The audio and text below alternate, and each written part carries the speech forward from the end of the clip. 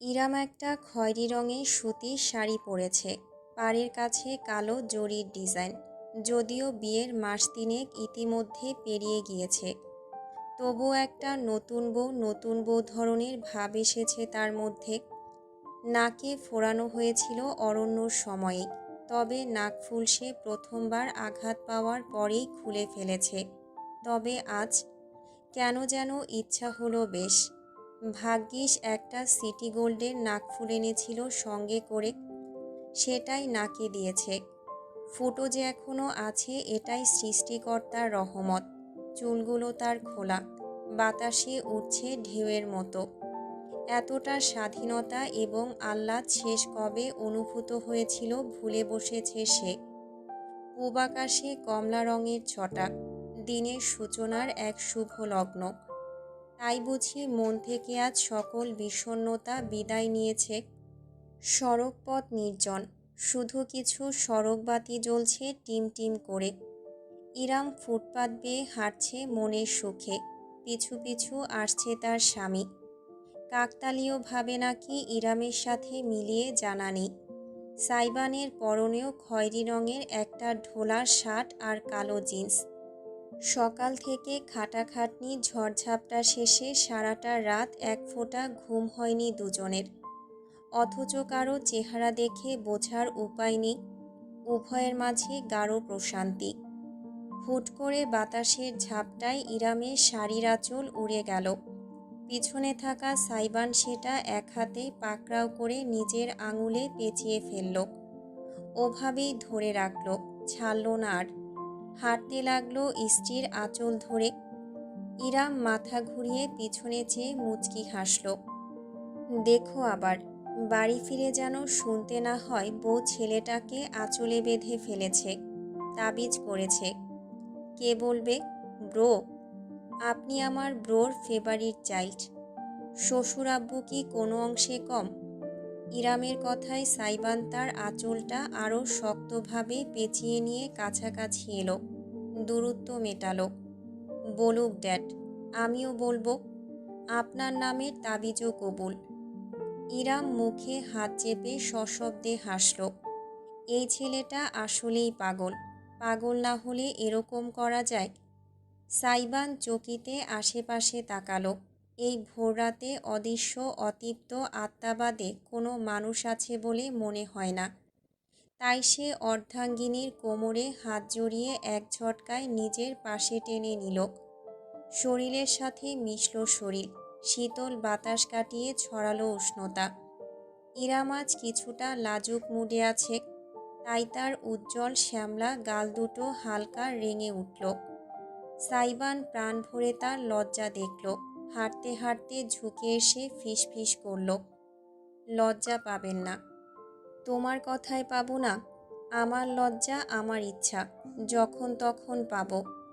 আপনার গাল আমার ইচ্ছা, যখন তখন কামড়াবো। বলেই একেবারে অতর্কিতে ইরামের নরম গালে ধারালো দাঁত বসিয়ে দিল সাইবান। সে কি এক ভয়ানক আক্রমণ! ইরাম চমকে গিয়ে তার কলার আঁকড়ে ধরে ব্যথাতুর শব্দ করে উঠল। সাইবানের সূচালো দাঁত দুটোর একটা বুঝি গেঁথে গিয়েছে ত্বকে। জংলি কোথাকার, ছাড়ো! সাইবান তো ছাড়লই না, উল্টো ইরামের ধস্তাধস্তি করতে থাকা শরীর শক্তভাবে চেপে ধরল। প্রাণ ভরে স্ত্রীর গালে লালিমা হরণ করতে লাগল। এদিকে ইরামের আত্মা যায় অবস্থা। আমার দাদার বাড়িতে একজন মানসিক ভারসাম্যহীন লোক ছিল। রুমি পাগলা বলে ডাকত সবাই। মানুষ দেখলেই ধরে ধরে কামড়াতো। ইরামের কথা শুনে এবার সাইবান হেসে ফেলল, তবে সরল না। তবে কামড়ে ক্ষান্ত দিয়ে এবার নিজের ঠোঁট ছুঁয়ে রাখল। তার ত্বকের বিপরীতে ফিসফিস করে শুধালো, তা আপনি কামড় খেয়েছেন কটা? একটাও না। জংলি স্বামীর কামড় ছিল যে কপালে। উফ বাবা গো! এবার ইরাম ধাক্কা দিয়ে সাইবানকে দূরে সরিয়ে নিজের গাল ঘষতে লাগল। কেমন জ্বলছে! আয়নার অভাবে সে দেখতে পারল না, তবে স্বামী ঠিকই দেখল নয়ন ভরে। তার গালে নিজের অধিকারের চিহ্নকে। দাঁতের হালকা ছাপ বসে গিয়েছে ইরামের গালে, লালচে হয়ে উঠেছে। সময় পেরোলে আরও গাঢ় হওয়ার সম্ভাবনা আছে। মনে মনে কুটিল হাসল সাইবান। বৃদ্ধাঙ্গুলে নিজের ঠোঁট ঘষে ভাব নিল। অর্ধাঙ্গিনীর উপর সিলমোহর মেরে সে বেজায় খুশি। ইরাম ততক্ষণে তার উপর চটেছে। পিছনে না তাকিয়ে হনহন করে হাঁটা দিল সে বাড়ির দিকে। আর ভোর ভ্রমণ করতে হবে না। আমার ছেলেটা ওদিকে কেঁদে অস্থির হলো কিনা কে জানে। যেমন এক ছেলে তেমন তার বাপ, কামড়াকামড়ি তাদের রক্তে রক্তে। স্ত্রীর গজগজ শুনতে শুনতে পিছু নিয়ে সাইবান বাঁকা হেসে জিজ্ঞেস করল, তা আমার পোটলা আবার আপনার কোথায় কামড়ালো? ইরাম মাথা কাত করে চোখ পাকিয়ে তাকালো। অসভ্য। সাইবান এক লহমা বোকার মতন দাঁড়িয়ে রইল। যাক বাবা, সে আবার উল্টাপাল্টা কিছু শুধিয়ে বসল। ভালো মানুষের আর দাম নেই। ইরাম ততক্ষণে অনেকটা দূর এগিয়ে গিয়েছে। সাইবান দ্রুত পা চালালো। স্ত্রীর নাকের ডগায় রাগটা তাকে ছন্নছাড়া করে তুলল। আরও বেশি জ্বালাতন করতে ইচ্ছে হলো। মাথায় দুষ্টু বুদ্ধি চেপে বসল। সে পিছন থেকে মনের সব ভাদাইম্মা ঢঙের মাধুরী মিশিয়ে হঠাৎ ডেকে উঠল, বেবি। ইরাম হাঁটা থামালো না, বরং মাথা ঘুরিয়ে তাকালো। সাইবানের ঠোঁটে দুষ্টুমির হাসি খেলে গেল। রমণীকে এক্ষুনি আবার লজ্জায় মুখ ফিরিয়ে নিতে দেখলে বেশ লাগবে তার। অথচ ইরাম মুচকি হেসে পাল্টা বলল, বলুন বেবি। সাইবানের ঠোঁট থেকে হাসিটা মিলিয়ে গেল। তাতে ভর করল নীরের বিস্ময়। বজ্রাহত হলে মানুষকে বুঝি এমনই দেখায়। ইরাম অবশ্য দেখতে পেল না, কারণ সে মুখ ফিরিয়ে নিয়েছে। দুই হাত চেপে মনে মনে জয়ের হাসি হাসল সে। তার যে কোনো কথা যে ছেলেটার উপর গভীর প্রভাব ফেলতে পারে সেটা সম্পর্কে সে মোটামুটি নিশ্চিত। পিছন থেকে জবাব আসছে না, শুধু পায়ের শব্দ শোনা যাচ্ছে। সাইবানের গাট্টা গোট্টা শরীরের ছায়াটাও চোখে পড়ছে সড়কে। ইরাম কোনো উত্তর না পেয়ে দ্বিতীয় দফায় হালকা গলা উঁচিয়ে বলল, বললেন না বেবি, কি বলছিলেন? টাং। ধাতুর সঙ্গে শক্ত কিছু বাড়ি খেলে যেমন একটা ধাতব শব্দ হয়, তেমন শব্দেই ছেয়ে গেল চারপাশ। ইরাম কেঁপে উঠে পিছনে ফিরে তাকাতেই হতবম্ব হয়ে গেল। সাইবান সোজা গিয়ে ল্যাম্পপোস্টের সঙ্গে মোক্ষম একটা ধাক্কা খেয়েছে। এক্কেবারে মাথা ঠুকিয়ে ধপাস করে পিছনে হেলে আছাড় খেল বেচারা। হাত পা ছড়িয়ে ঠান্ডা ফুটপাতের উপরেই শুয়ে পড়ল। ইরাম শাড়ির কুচি চেপে হন্তদন্ত হয়ে দৌড়ে গেল। সাইবানের কপালের এক পাশ টকটকে লাল, এর মাঝেই হালকা ফুলে উঠতে শুরু করেছে। জায়গাটা দেখে ইরামের ভীষণ মায়া হলো, অথচ সাইবান প্রতিক্রিয়াহীন। চোখজোড়া তার প্রসারিত, চেয়ে আছে খোলা আকাশের দিকে, যেন আকাশের কোনো পরী তাকে সম্মোহিত করে ফেলেছে।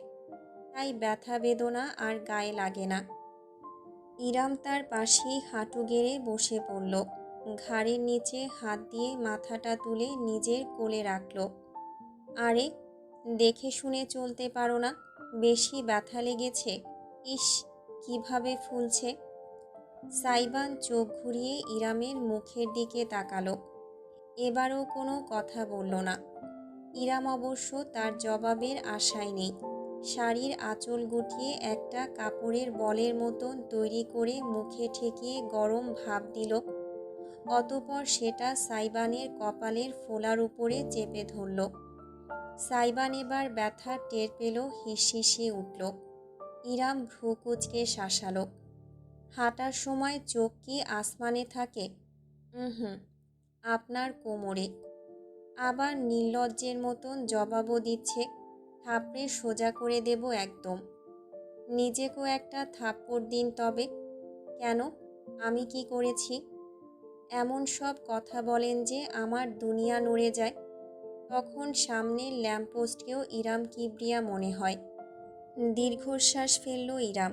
এই ছেলের সঙ্গে তর্কে জেতা অসম্ভব। তাই সেই চেষ্টা বাদ দিয়ে সাইবানকে টেনে তুলল সে। ভোররাতে বাষ্প গলে শিশির পড়ছে। ফুটপাতে হালকা পানি কাদা জমেছিল। সেই কাদায় বিশিষ্ট ডিজে মহাশয় আছড়ে পড়েছে বিধায় তার শার্ট, ঘাড়, পিঠ এখন কাদায় মাখামাখি। ইরাম কথায় বিশেষ সময় ব্যয় না করে স্বামীর বাহু টেনে সোজা বাড়ির দিকে হাঁটা দিল। এই ছেলের পরিকল্পনায় রুম থেকে বেরোনোটা উচিত হয়নি। শান্ত সময়কেও দুর্যোগ বানিয়ে ফেলার ভয়ঙ্কর ক্ষমতা নিয়ে জন্মেছিল ছেলেটা। মূলত বাড়ি ফিরে সাইবানকে সোজা বাথরুমে ঢোকানোর পরিকল্পনা থাকলেও তা সফল হলো না। ভেতরে ঢুকতেই পিছনে চলে এলো সাইবান, থামল পুকুর পাড়ে। ততক্ষণে ভোর অনেকটা হয়েছে। কমলার ক্ষীণ আলো চারিদিকে ছড়িয়ে গিয়েছে। সূর্যের মাথাটা হালকা উকিঝুঁকি দিচ্ছে দিগন্তে। সেই আলোর প্রতিফলন ভাসছে পুকুরের টলটলে পানিতে। চাষের মাছগুলো টুপটাপ লাফাচ্ছে এদিক সেদিক। সেসবের কোনো তোয়াক্কা না করেই সাইবান অভিজ্ঞ হাতে শার্ট খুলে পুকুরের সিঁড়িতে ফেলে দিল। ইরাম পেছন থেকে তার কর্দমাক্ত শক্তিশালী পিঠ দেখতে পেল। এই, পাগল হয়েছ? ভোর ভোর পুকুরের ঠান্ডা পানিতে নামলেই হয়েছে। জ্বর এসে বলবে আসসালামু আলাইকুম, ভালো আছেন? ভালো থেকে লাভ নেই, আমি আপনাকে খারাপ করতে এসেছি। সাইবান ততক্ষণে তরতর করে কয়েক সিঁড়ি নেমে গিয়েছে। পানি তার হাঁটু অবধি। পিছনে ঘুরে তাকালো সে। বরিশাইল্লা মানুমুই, don't ever underestimate the power of a বরিশাইল্লা। ইরাম তর্ক করার সুযোগটাও পেল না। সাইবান পুকুরে ঝাঁপ দিল। তার বৃহৎ শরীরটা পানির নিচে আড়াল হয়ে গেল। মাছের বসবাস আছে বিধায় খুব একটা কাজে পুকুর ব্যবহৃত হয় না। গোসল তো নাই। তবে সাইবানের মতিগতি দুনিয়ায় একমাত্র সেই বোঝে। ইরাম কপাল ঘষল। ছেলেটার সঙ্গে সংসার বেঁধে তো ফেলেছে, কিন্তু এখন অস্থায়ীর বদলে স্থায়ীভাবে সারাটা জীবন এই টর্নেডোকে কিভাবে সামলাবে সেটা ভেবেই বুক কাঁপছে তার। মাথা ঝাঁকিয়ে শেষমেশ বাড়ির ভেতরে চলে গেল সে। রুম থেকে তোয়ালে আর সাইবানের শুকনো টি শার্ট আর প্যান্ট নিয়ে এলো। ইরাম ফিরতে ফিরতে সাইবান গোটা সাতেক ডুব দিয়ে উঠেছে। পুকুরের একদম শেষ সিঁড়িতে দাঁড়িয়ে আছে, যেখানে পানি তার উদর সমান। রমণী ক্ষণিকের জন্য থমকালো। সদ্য উঠতে শুরু করা সূর্যের মায়াবী আলো সাইবানের উদাম শরীরে খেলা করছে গলিত স্বর্ণের মতন। প্রশস্ত রোমহীন বুক বেয়ে টপ টপ করে গড়াচ্ছে পানির ফোঁটা, যেন মুক্তদানা। কালো চুলগুলো পিয়ার্সিংয়ের উপর লেপ্টে আছে। শক্তিশালী মাংসপেশিগুলো অস্বাভাবিকভাবে ফুলে ফেপে উঠেছে। এমনকি কপালে ফুলে ওঠা ঘোড়ার ডিমখানাও কেমন যেন মাদকীয় দেখাচ্ছে। ইরাম শক্ত একটা ঢোক গিলল। চোখ সরিয়ে নিল মুহূর্তেই।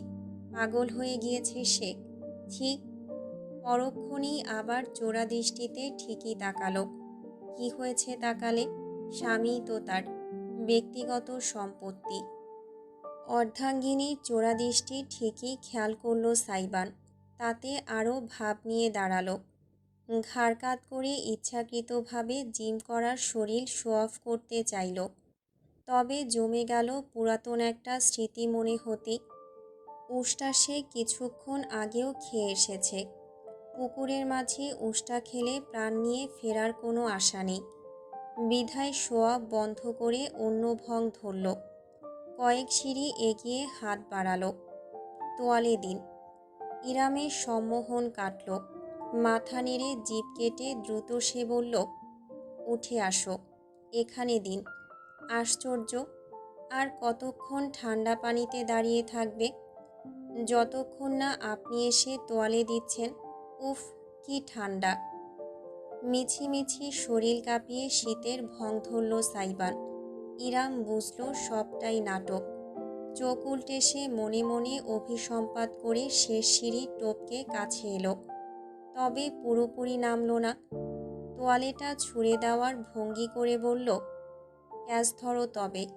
সাইবান এবার বেজায় চটল। এই মেয়ে একটা পাক্কা খেলোয়াড়। না, ময়দানে না নামলে একে ডোবানো যাবে না। তাই তড়িঘড়ি করে বাকি কয়টা সিঁড়ি টপকে এলো সে চোখের পলকে। তোয়ালে ধরে মারল এক টান।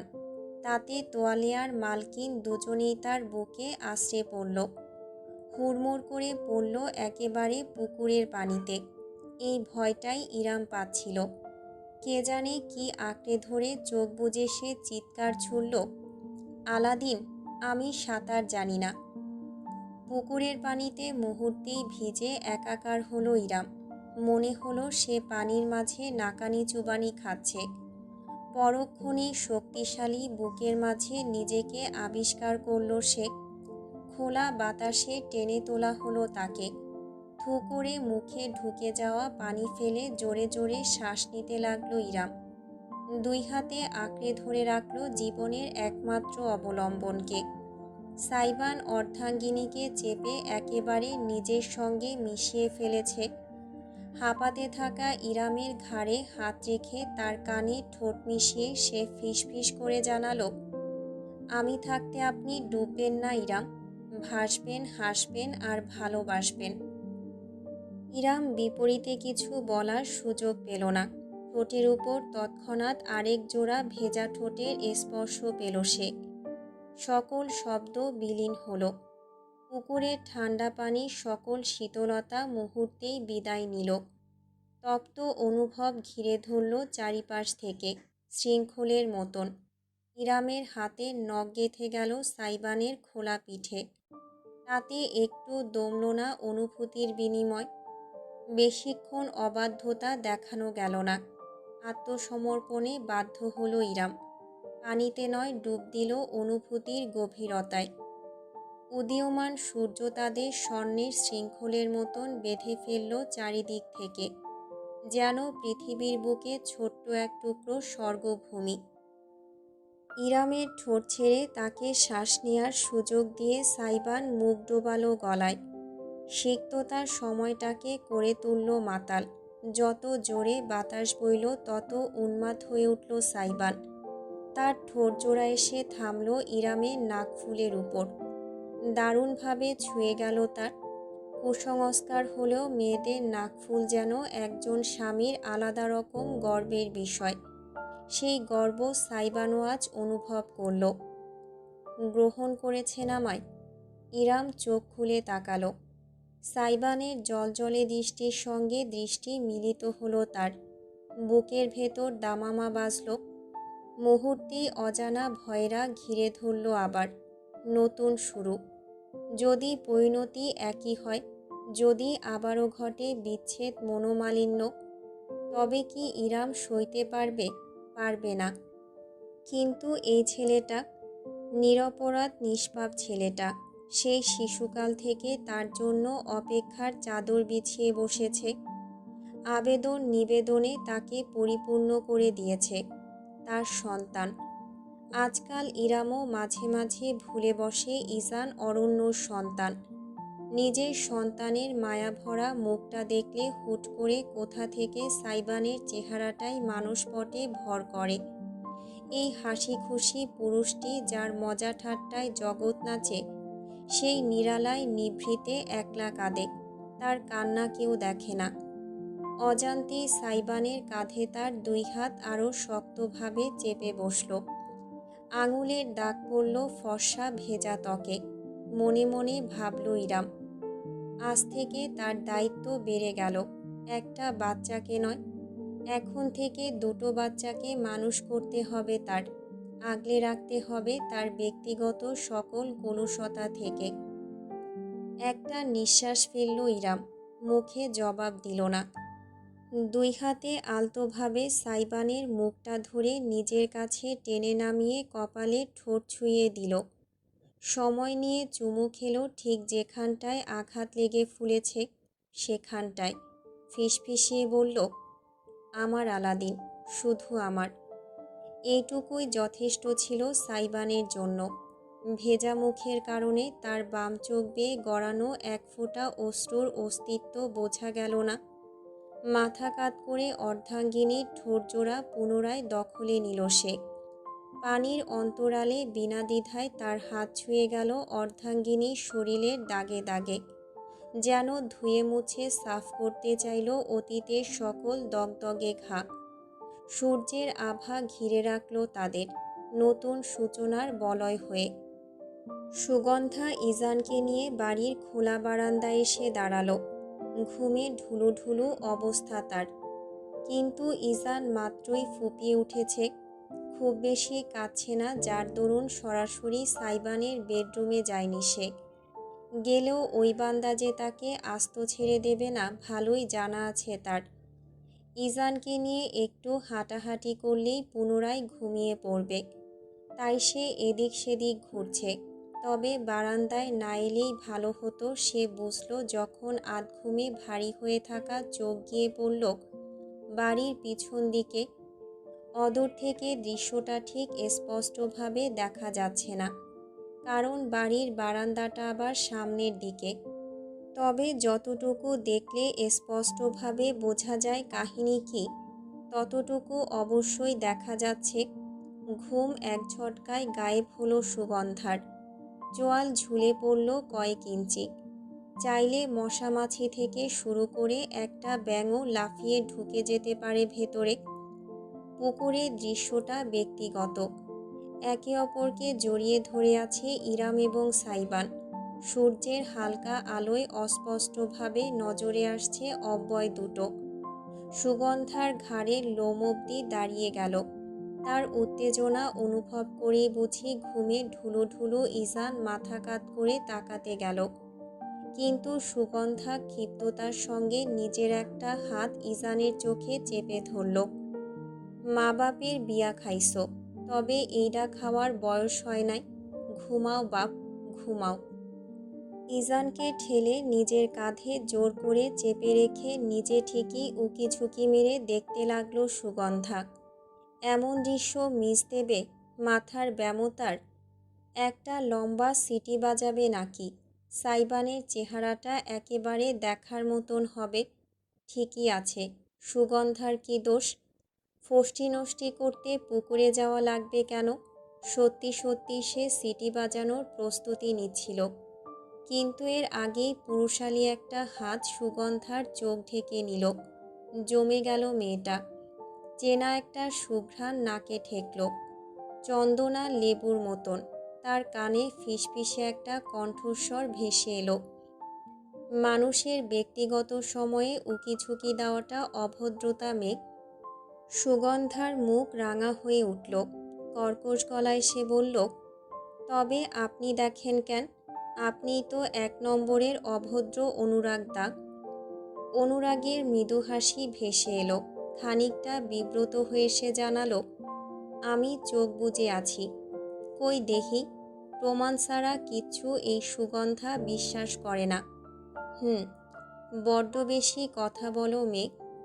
অপর হাতটা সুগন্ধার ঠোঁটের উপর চেপে জোর করে তাকে টেনে ভেতরে নিয়ে গেল অনুরাগ। ইজান সাথে থাকায় বিশেষ প্রতিবাদ করল না সুগন্ধা। তাছাড়া মুখের উপর যে হাতটা চেপে আছে সেই হাতের স্পর্শ তাকে অন্যরকম এক অনুভূতিতে ফেলে দিয়েছে। কিছুক্ষণ আগেও রীতিমতো সিনেমা ফাঁস করে দেওয়ার ধান্দা মিলিয়ে গিয়েছে। আর কোনো ইচ্ছে নেই। সবটুকু ইচ্ছে এখন শুধু পুরুষটিকে দেখার। তাই চোখের উপরের হাতটা ঠেলে সরালো সে। নয়ন তুলে তাকালো। সত্যি চোখ বুজে আছে অনুরাগ। চোখের পাপড়িগুলো ঘন এবং ভীষণ লম্বা। সুগন্ধা তাকাতেই মিটমিট করে চোখ মেলে তাকালো অনুরাগ। মৃদু হেসে বলল, তুমি তো ভয়ানক দুষ্টু। কেন, আপনার কি ভদ্রমাইয়া পছন্দ? প্রশ্নটায় আটকে গেল অনুরাগ। ফ্যালফ্যাল করে চেয়ে রইল সুগন্ধার মুখ পানে। এর বেশি কিছু করা অবশ্য সম্ভব হলো না। এর আগেই বিকট একটা শব্দে কেঁপে উঠল বাড়িটা। অনুরাগ তৎক্ষণাৎ উল্টো ঘুরে দৌড় দিল। সুগন্ধাও ইজানকে বুকে চেপে ছুটল।